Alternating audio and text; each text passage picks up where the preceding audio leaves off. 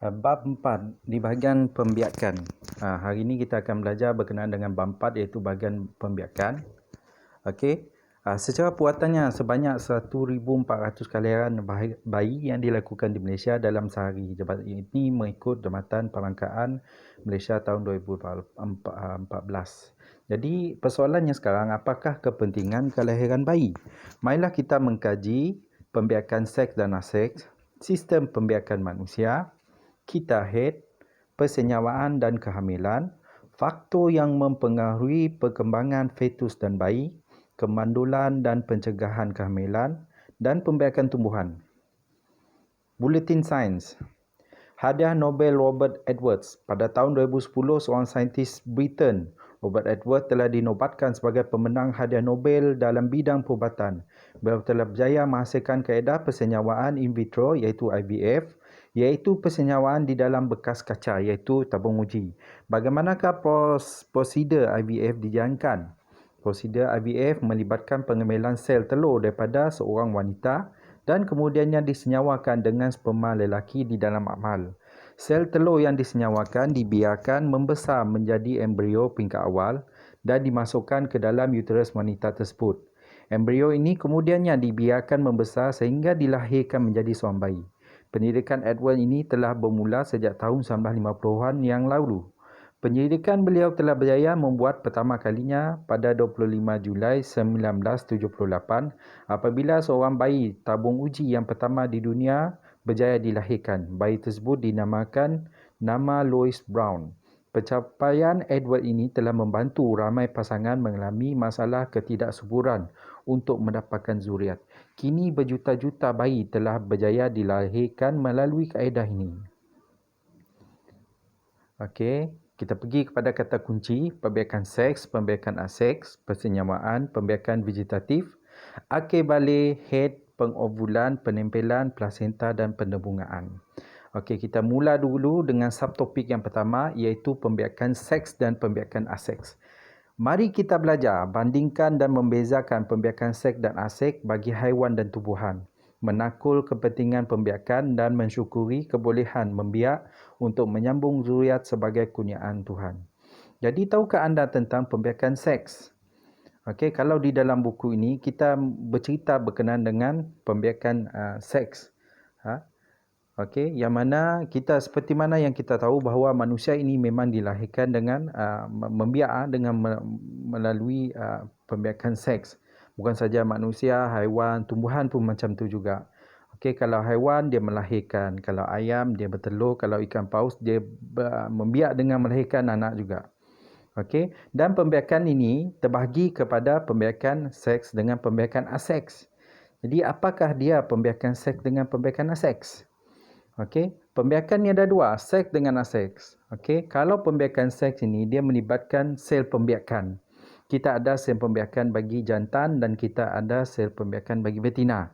Okey, jantan dan betina bercantum dan ini akan melahirkan generasi yang baru. Ini juga berlaku pada manusia, berlaku juga pada haiwan. Dia kata haiwan peringkat tinggi mamalia, burung, reptilia, amfibia. Juga dia terjadi kepada tumbuhan berbunga.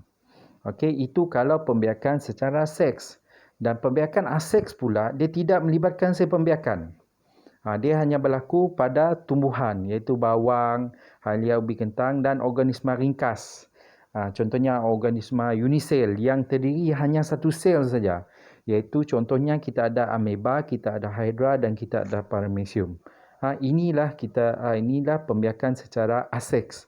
Dia tidak melibatkan dua individu, hanya satu individu saja boleh membelah kepada dua. Dia boleh terjadi kepada dua individu. Kalau seks tidak.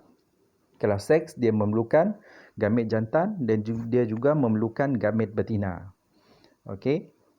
Ini dah contoh-contoh bagi pembiakan seks macam burung, ikan, reptilia. Okey, kalau pembiakan aseks, ini contohnya. Kita ada ubi kentang, kita ada halia, kita ada bawang, okey, kita ada ameba, hydra dan paramecium.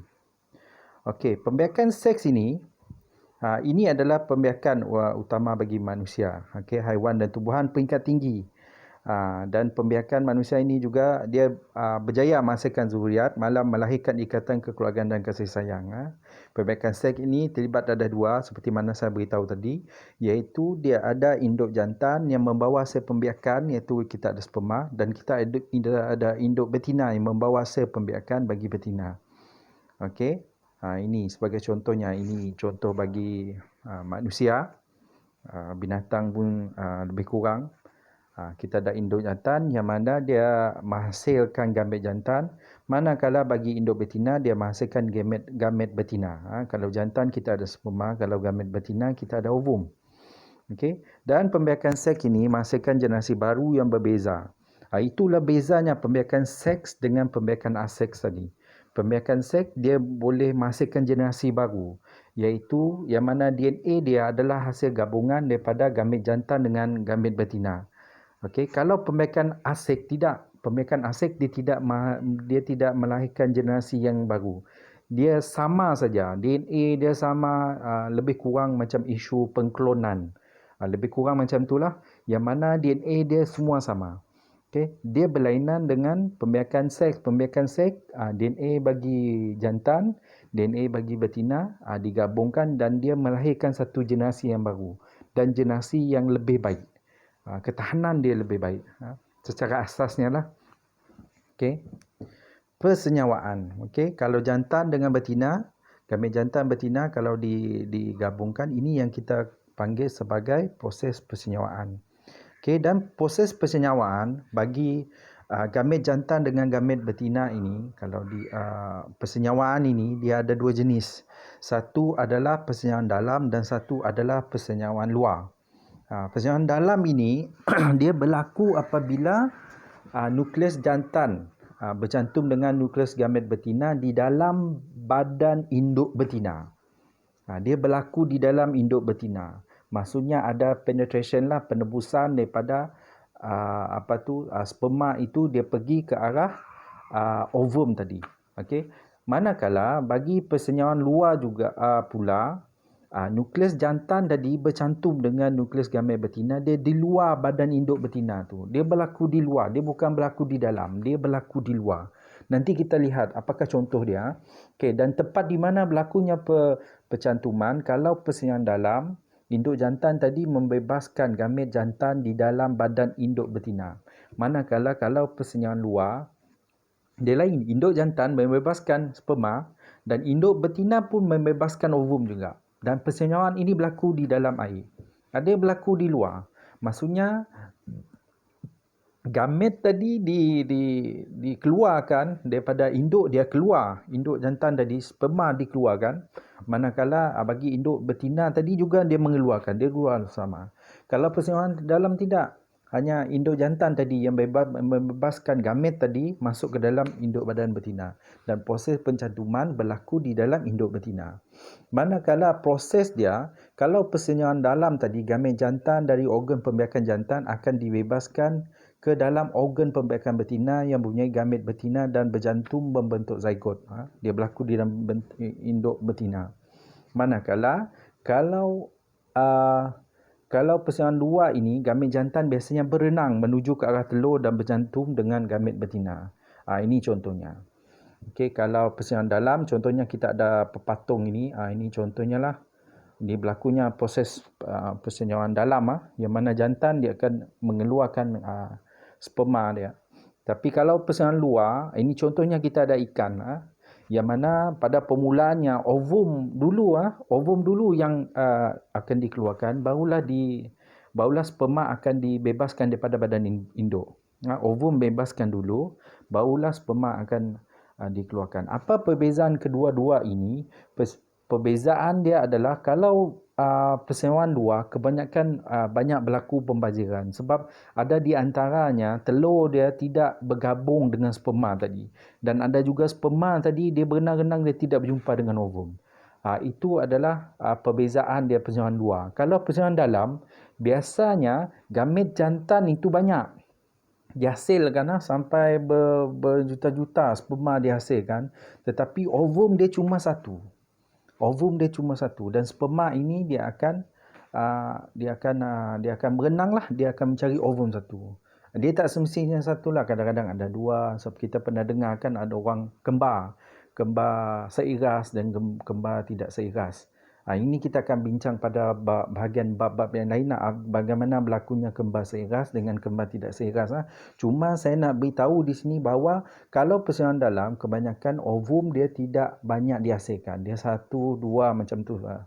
Okey, kalau persalinan luar kebanyakan ovum banyak dihasilkan. Ovum banyak dihasilkan dan sperma juga banyak dihasilkan.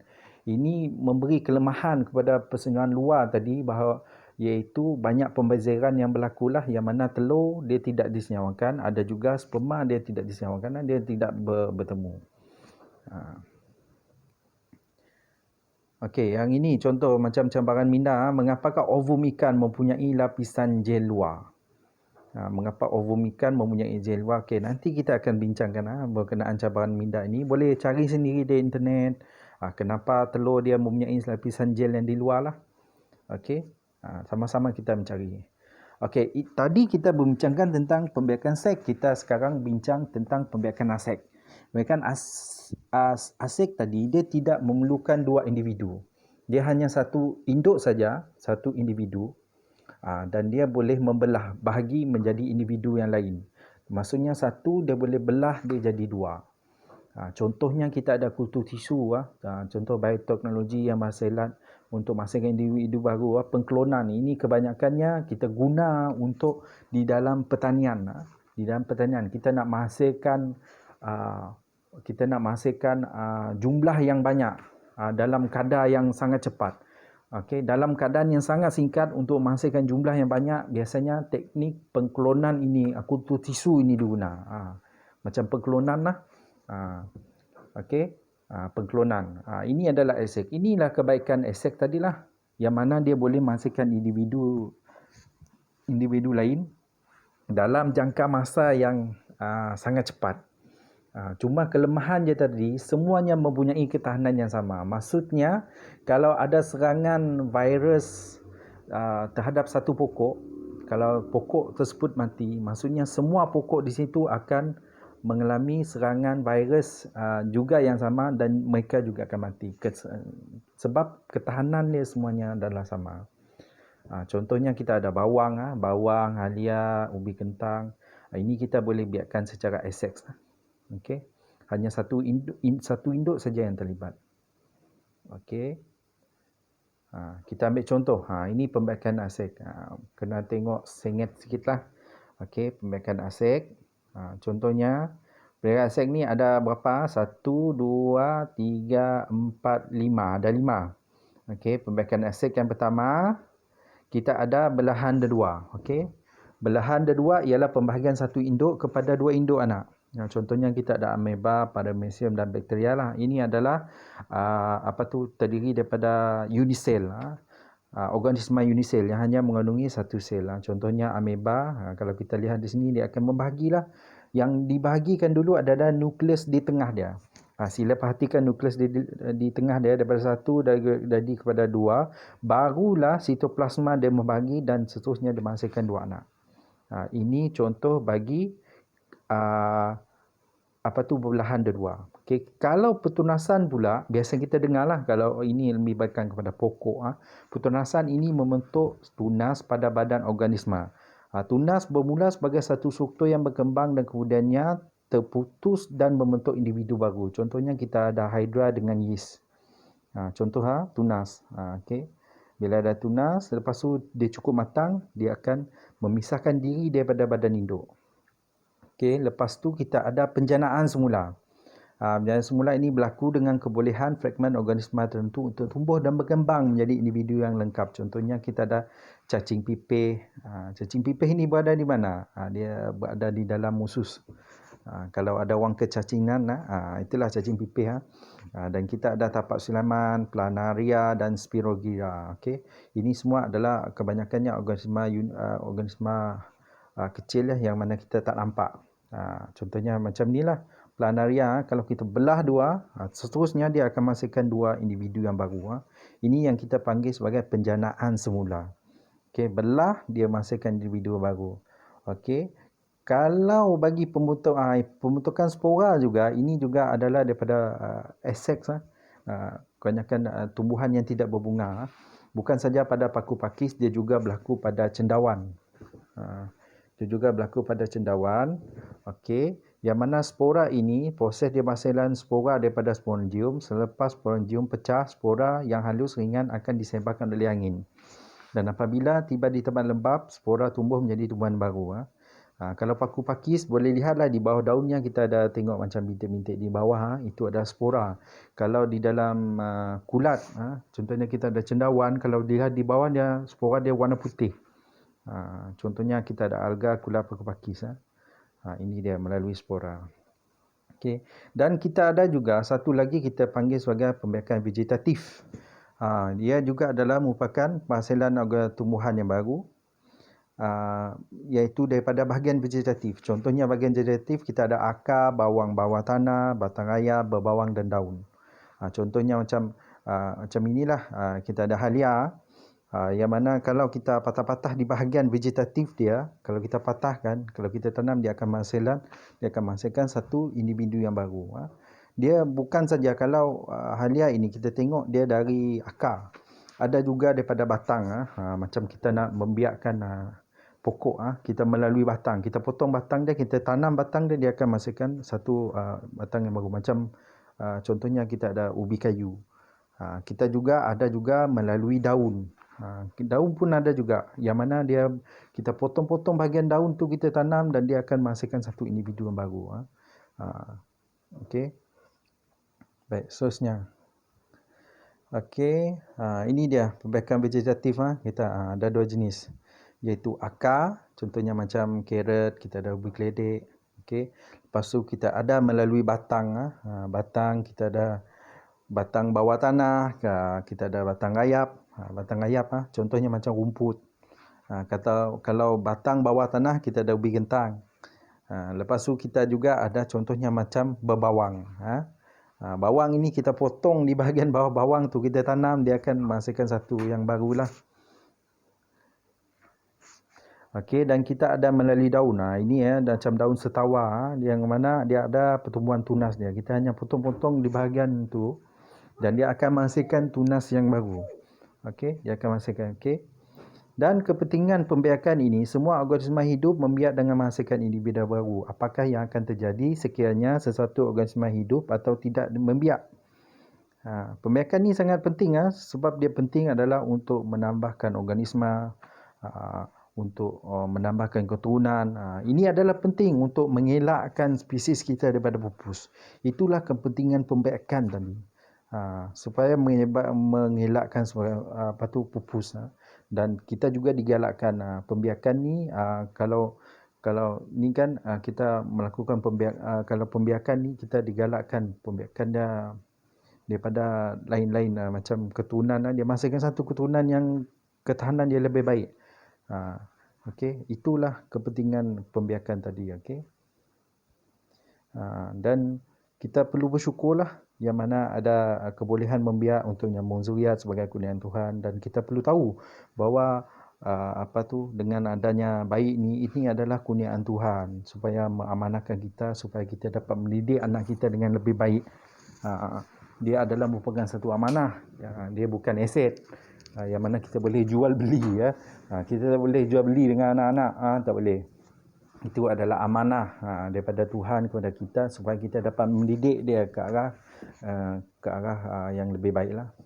Okey, nanti kita akan sambung di bahagian formatif 4 bulan 1 ini, kita akan bincanglah. Jadi pastikan buat dahulu latihan-latihan yang ada di dalam buku kerja. Nanti kita akan bincang. Okey, setakat itu saja. Terima kasih.